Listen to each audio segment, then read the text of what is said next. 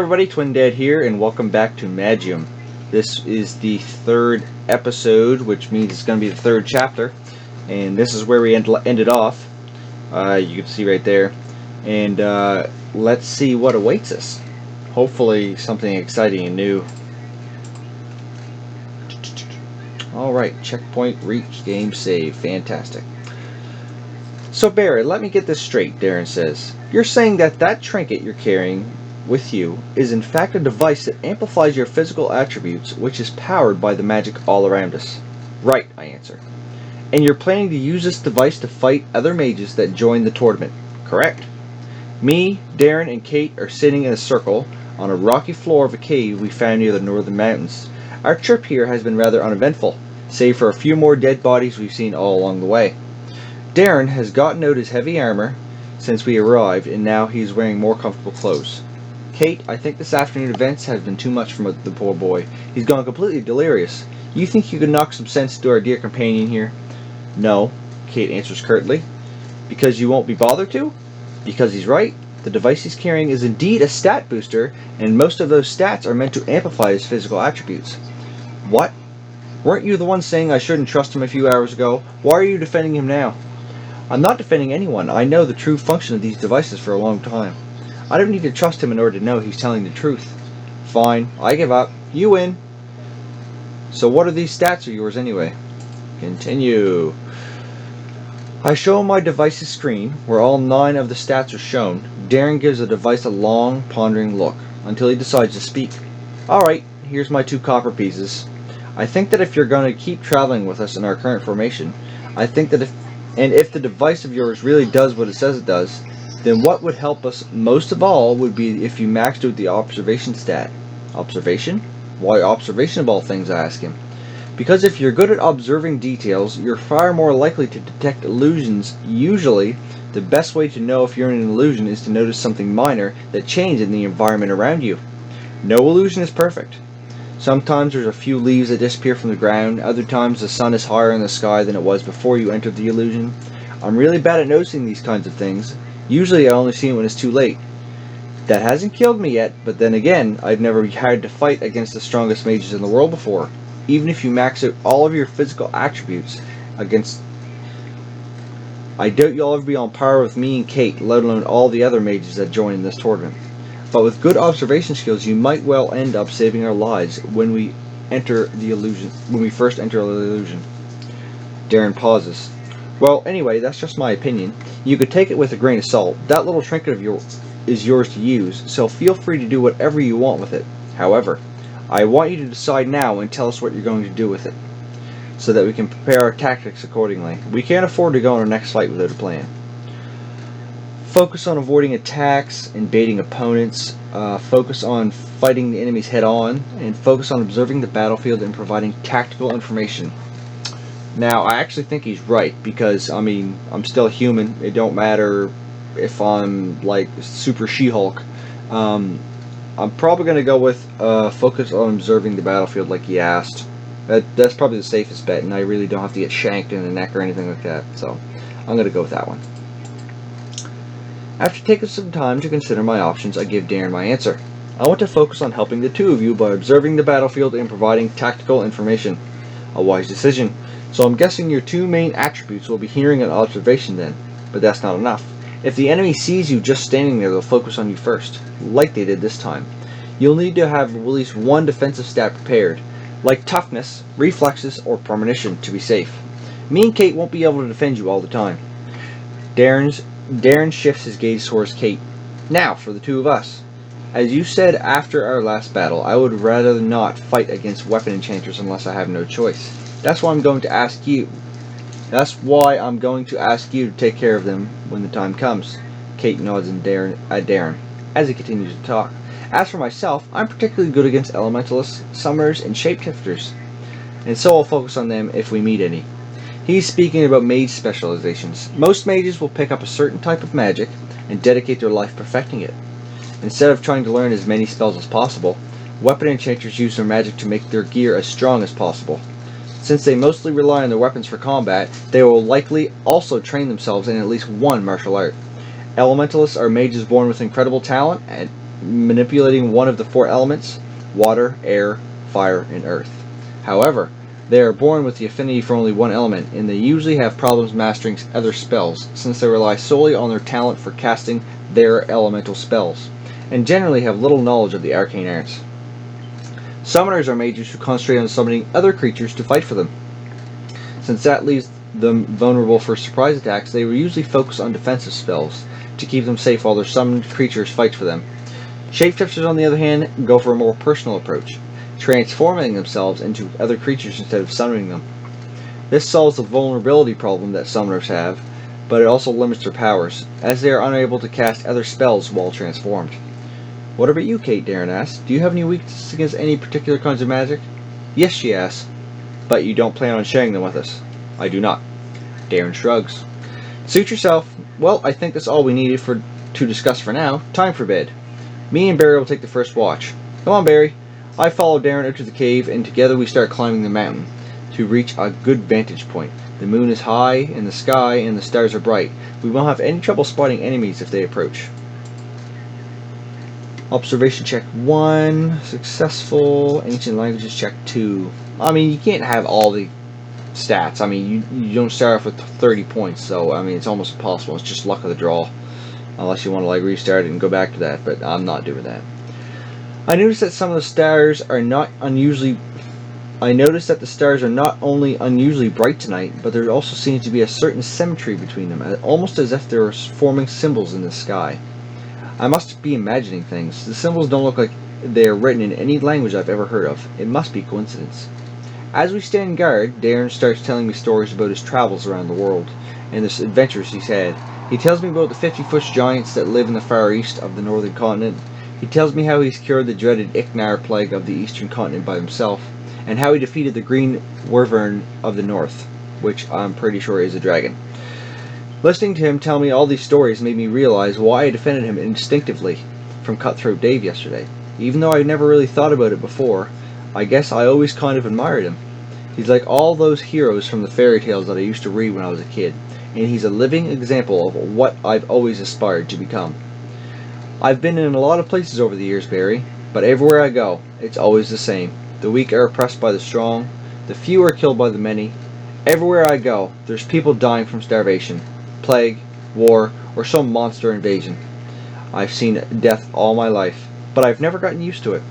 Seeing all those dead bodies just laying around there, lifeless yesterday, it made me feel an intense pain in my chest. It was as though I could feel the suffering from each of them, and the fear that went through their hearts as they took their last breath. What about you, Barry? What did you feel when you saw all those dead people? I was just busy thinking of how to stay alive at the time, which is plausible. I felt sorry for them, but I didn't let it affect me. Makes you sound kind of heartless, and I was almost about to puke. He didn't mention anything about puking or anything like that, and I was busy about how to stay alive at the time because I was running through the forest away from that guy. So, that might not be the right spot. But anyway, I'm gonna say I was busy running away. I didn't really have the time to feel anything. I guess I was just too preoccupied with staying alive. I almost forgot. That was your first real battle, wasn't it? You handled it well, Barry. You should be proud. Darren pauses for a few seconds to gaze in the distance before he continues. You know, when I heard about this tournament, my first thought was that finally, after a lifetime of good deeds, after a lifetime of trying to make a difference, someone was sending me a sign. I've tried all my life to save the world from misery, but it's no matter how hard I tried, my efforts were never enough. But with the help of the Magium, maybe, just maybe, I might have a chance. Darren looks at me and notices I'm a little worried. I see no reason why the Magium can't be shared, Barry. Even if I win this tournament, I promise that I will use the power of the Magium to help you achieve your dream. I hope you will do the same for me if you win. His straightforwardness and honesty took me by surprise. Of course I will, I tell him, since we both already know which one of us will be winning this tournament. Ha! That's the spirit. And yet another pause. Darren decides to change the subject. So how's it going with Kate then? Are you making any progress with her? I'm not trying to seduce her, Darren. She still hasn't given in to my charms, and she's eating out of the palm of my hand. Well, I know which one I'm going to say. I'm not trying to seduce her. No, she's eating out of the palm of my hand. Why not? I sound like a ladies' man.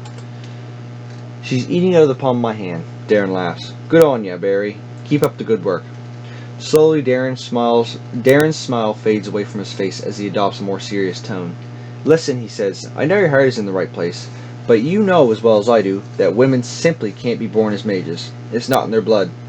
I don't know why she appears to be different from an old banshee to you, and I don't know why the banshee inside hasn't awakened yet, but it's only a matter of time.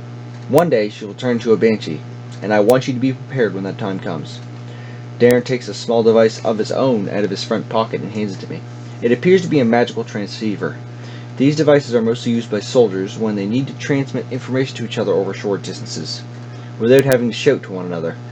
I want you to carry this with you at all times. If you're ever in danger, just tap it 3 times and I'll come over to help you as fast as I can. Just promise me something, I tell him. Of course.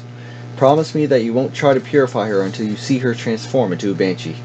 Darren sighs. You're asking a lot of me, Barry, but you should know better than anyone how hard it will be to stop her once she turns into a banshee. But if it means that much to you, then I promise. Then I'll promise. He pauses. Come on, we should get going. It's time to wake up Kate so she can take the second watch. As we descend towards the cave, my stat device starts beeping. I pull it out of my pocket, and I see that there are now 6 more points available to spend. There must have been a big battle somewhere in the vicinity. Alright, I'm always going to invest the points now, and I'm never going to save them for later. So, yeah, I'll invest them now. Bam.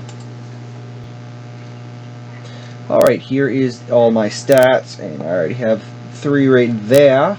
So, he asked about what I'm going to do, so I think I'm going to actually listen to him instead of just telling him I'm going to. So I'll put 2 there, and 2 there. Hearing? Speed? Premonition. Oh, okay, yeah. Alright, observation. Premonition. I'll fill that up. So there's 3 there. There's 3 there. There's 2 there. If I get any more, I think I'm going to probably fill up speed and hearing. I don't know. Probably hearing. I don't know. I'll fill up reflexes and speed and hearing because I already have them partially filled up. So yeah, that's it. Confirm changes. Alright. She's going to prepare my hand. Alright, yeah, I already read this. Blah, blah, blah. Continue. I put the device back and enter the cave. We wake up Kate and she goes outside to guard the entrance as me and Darren go to sleep. I wake up to Kate's voice several hours later. She is whispering and making sure that Darren can't hear us. Wake up. Stillwater, she says. I need your help with something. Wait, you need my help? Be quiet, you'll wake up Darren. Yes, I need you to come with me and take a look at something. It won't take you more than a minute. And why would I help you? All you've done is given me a hard time ever since we've met. Because then I'd owe you a debt to you, and I always pay my debts. She's being serious. This must be more important to her than she lets on. Why are you asking this of me, and not Darren? He's a legendary mage in here, not me.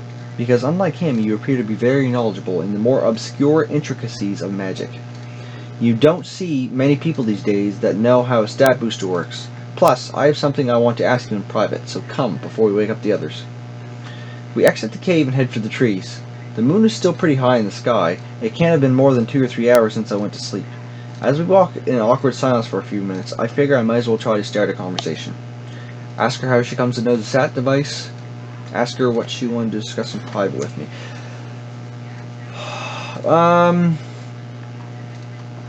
Yeah, I'm probably going to ask her what she wants to discuss in private with me. Yeah, that seems about right. So what did you want to ask me in private? She stops in front of me and looks me straight in the eye. Ooh boy. There's something that's been bugging me ever since we met yesterday, she says. When you and Darren first saw me, you started whispering between yourselves for about a minute. You said you were trying to decide whether I was a banshee or not, and Darren said you already established that I wasn't one. She paused a bit before she continues. The question is why. I decided to seek Darren's help because I fooled myself into thinking that someone as kind-hearted as him would not sentence me to death. But now that I have cleared my head and thought about it, I realize how much I put myself at risk by showing myself to him. Why did Darren decide I wasn't a banshee after all the evidence pointed to the contrary? Kate still doesn't trust me. If I tell her that I'm the one that convinced Darren to spare her life, she's either not going to believe me, or she'll get suspicious of my motives and completely lose her trust in Darren.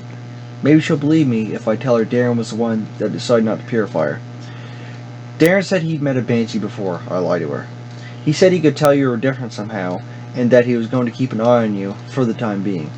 I see, Kate says with relief in her voice. That's all I wanted to ask. Let's keep going then.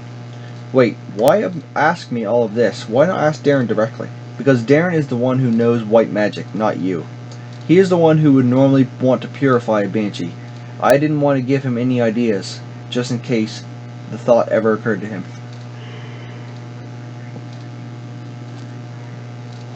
Oh my. And why would you believe that I'm telling the truth? Because you're not a very good liar. Your face gives you away. Is that so? Well, in that case, I have a good question for you. You may not be a banshee, but you can't be a mage either. Women can't be born as mages. So what are you? Who says I was born a mage? My mind goes blank for a second, while I try to make sure I understood what she said correctly. Hold on. Do you mean to tell me that you were born a normal human, and that you later became a mage? That is exactly what I'm saying. How? Did you get access to the Magium? How did you do it? I must know. I realized too late that I had let my excitement get the better of me. Kate is looking at me with an expression that shows both bewilderment and a sudden understanding. By the gods, she says, you were telling the truth, weren't you? You really are a human, and you came in the hopes of becoming a mage. Listen to me. I have no idea what could motivate you enough to go on this suicidal quest, but the only things that you'll find at the end of this journey will be agony and despair. Quit now, and you might still make it out of this alive. You speak to me of agony and despair, but you chose to become a mage. Surely you must understand how I feel about this. I do not, because becoming a mage was never my intention, and I have no intention of continuing this conversation either. I gave you a warning. You can choose to heed it or to ignore it. This is all I'm willing to say on the subject. Before giving me a chance to respond, she storms ahead as I rush to follow her. We travel in complete silence for the next 10 minutes. As we get further and further away from the cave, I call her to her again. Wait, I tell her. What is it now? We're getting too far away from our cave. What if anyone attacks Darren while he's sleeping? Oh, you don't need to worry about him. Why not? Why not? Are you suggesting that he can defend himself while asleep? That'd be nice. That'd be a nice thing to have. I'm not leaving my friend. Why not? That makes the most sense. Why not? See for yourself. Go on. Try and head back to our cave. Hesitantly, I start retracing my steps back toward the cave. Once I start walking, however, I get a powerful urge to go the other way. I try again, and I get the same result. No matter how many times I try, I simply can't keep going in the same direction. I keep turning in the opposite direction, sometimes without even noticing. Is this some sort of spell? In all my research, I've never read such a thing. What did you do, Kate? I see. Apparently not even someone as learned as you would be familiar with this spell. It is understandable. They don't really use suggestion magic outside the continent of Varathia, after all. The spell I used is part of a subset of magic called suggestion. What these spells do is that they insert an idea in your head, and they make you think that you were the one that came up with it. You may have noticed that something was wrong because you were significantly aiming... You were specifically aiming to go in the direction. But most mages wandering around the area won't even notice the spell's effect. But how do I get around it? In order to counteract the spell, all you need to do is focus on the cave and visualize it clearly inside your head when you walk towards it. Head towards.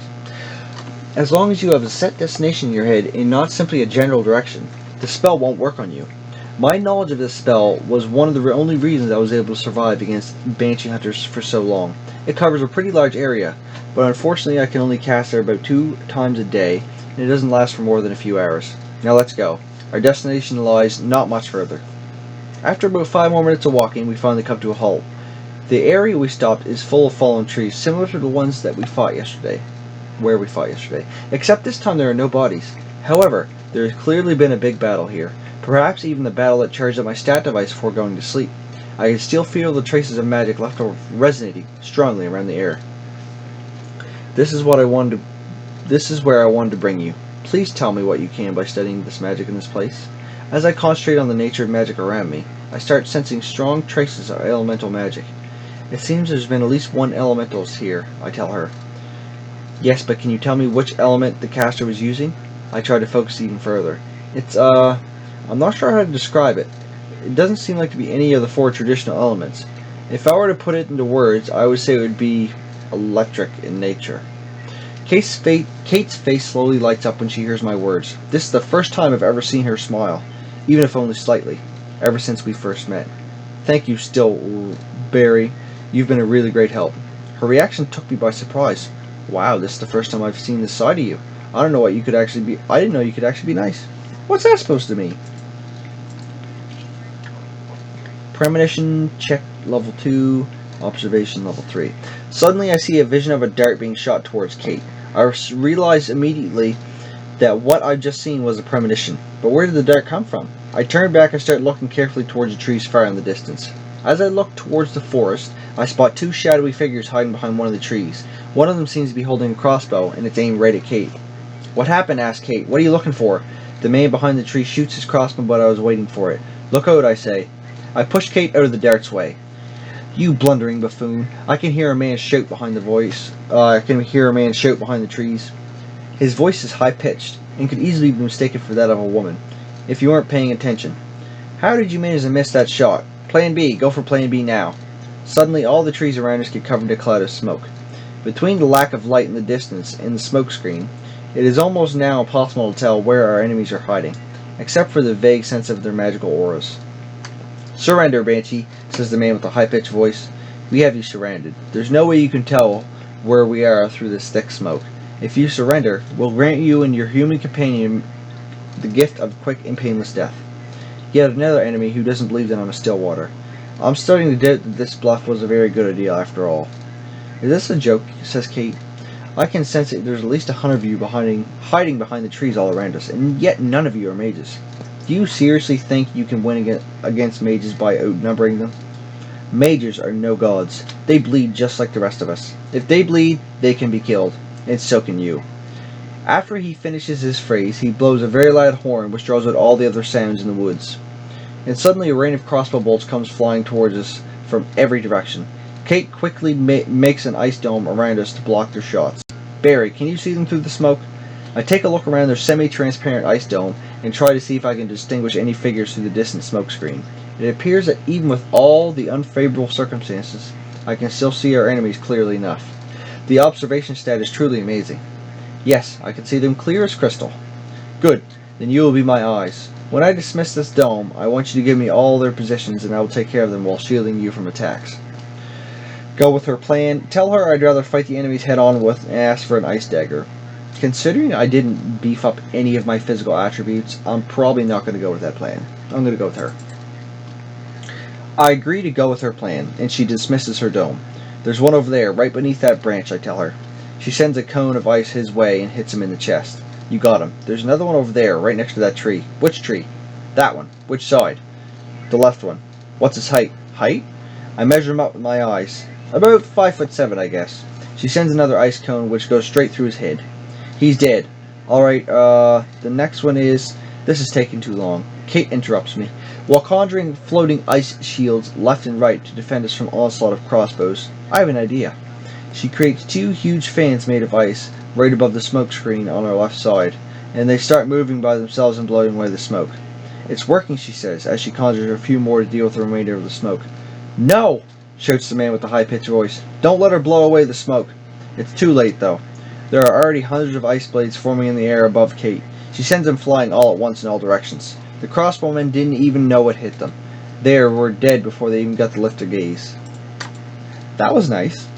An enormous hand made of ice is now holding the leader by the back of his tunic and dragging him towards us, while he's frantically struggling to break free. By the looks of his fancy garments, he appears to be some rich noble from one of the more prosperous cities of the West. That would explain how he could motivate so many people to follow him on a suicide mission. Let me go, I order you. In the name of the Duke of Baggleberry, unhand me. The ice hand ignores him completely and throws him at our feet. As he sees us, the man lets out a loud squeak and jumps back. He trips over his own feet and lands on his rear.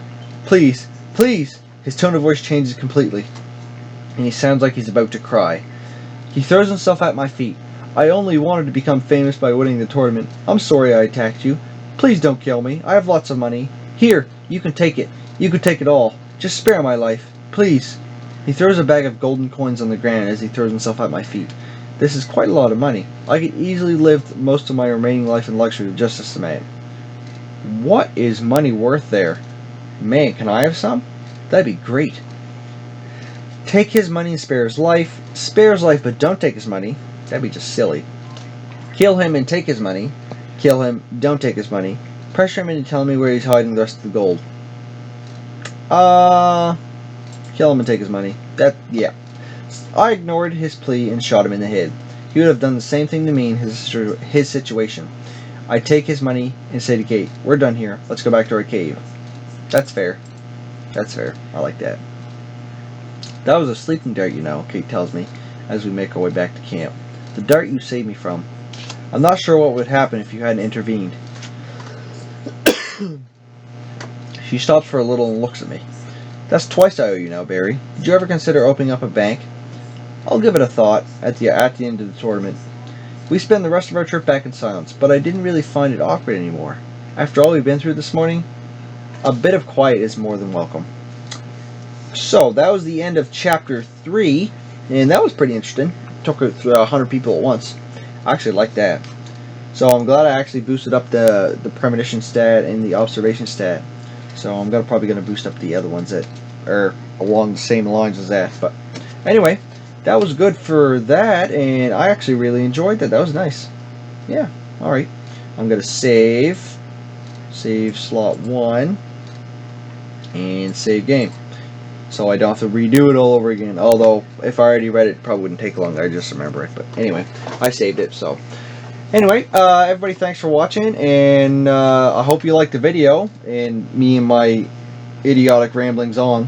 And I will see you all in my next video. Bye.